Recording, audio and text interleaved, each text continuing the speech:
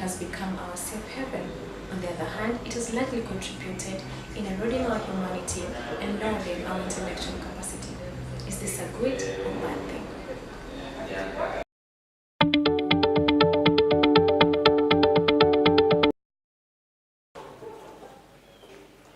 Technology has gone a long way in reprogramming our memory. Is this a good thing or a bad thing?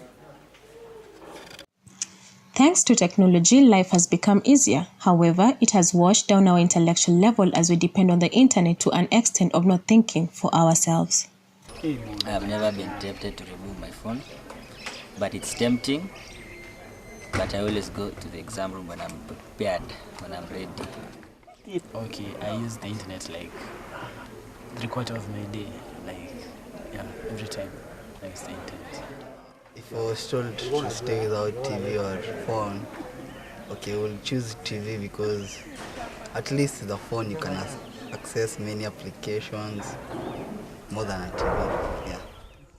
Every day is a new adventure. The advancement of technology generally evokes a range of emotions in people from all walks of life. Some view technology as a great evil that slowly diminishes our humanity, while others view it as a way to make life easier. Can the over-reliance on the internet be curbed? I guess time will tell. Reporting for the Let's Talk Show, my name is Alex Nyamai.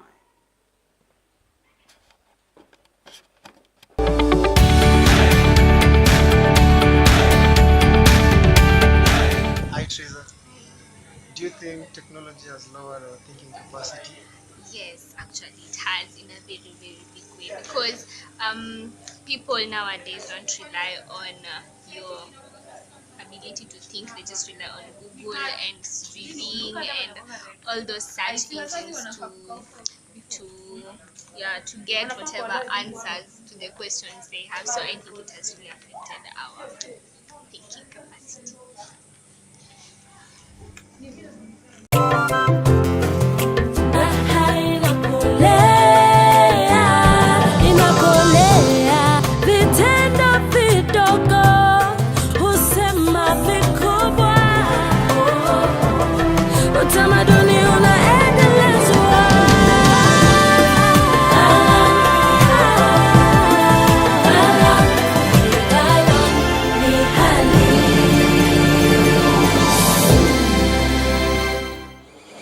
Welcome to the last episode of the Let's Talk Show. With me today is Mr. Hassan Hassan.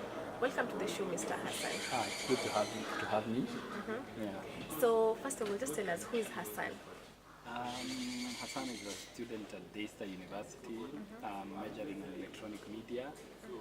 I'm also a freelance journalist and also partly work for the Standard Media Group as a sports analyst.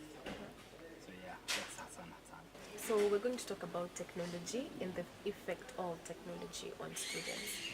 So, how often do you use the internet? I use the internet pretty much every day. Like I would say out of an 8-hour work schedule, you probably use the internet for 4 hours.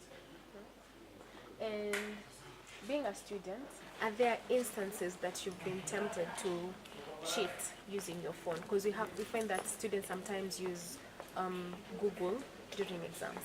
I mean, I would say many times temptations are there because you find sometimes you see a question that you believe Google can give you the answer, and you might be tempted to get your phone and use it. So many times, believe me and other students, during the course of our study, once in a while you'll be tempted to do that. But have you gotten to a point whereby you've used it? I haven't yet gotten a point because most of the time when I go to an exam room, I do not have, most of the time I don't have bundles on my phone. I use the wireless and sometimes it doesn't work. So that also at the end of the day discourages you from using your phone. And do you have friends who have been caught in the act with their lecturers? Oh yeah, many of them I know. I remember we were doing an exam in Valley Road one time, and this young lady was taken out of the exam room because she was Googling the answers. And what were the repercussions? What really happened to her after that? I believe she was suspended for I think a whole semester, if I'm not wrong, and So yeah, I think the punishment right now has gone a notch high. It's a suspension for a year. Wow. So I think it's now very difficult. If you're caught in the act, the punishment is very severe. So can you say that the internet has really affected our intellectual capacity, because we are in an era whereby we don't think for ourselves, we basically rely on it to get answers? I remember I used to have this lecturer who once said Google is a madman's world, because somebody could come and give you a recipe for, let's say, a type of food, but it's something on the internet. So you go and make it, and then you realize it's not really the correct thing.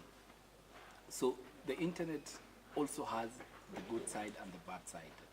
But mostly we find for students' case, it really doesn't work for them because it encourages laziness. You're given an assignment to do, all you go and do is copy and paste. And it really, you don't see people going into the library and reading books and actually writing papers based on what they read.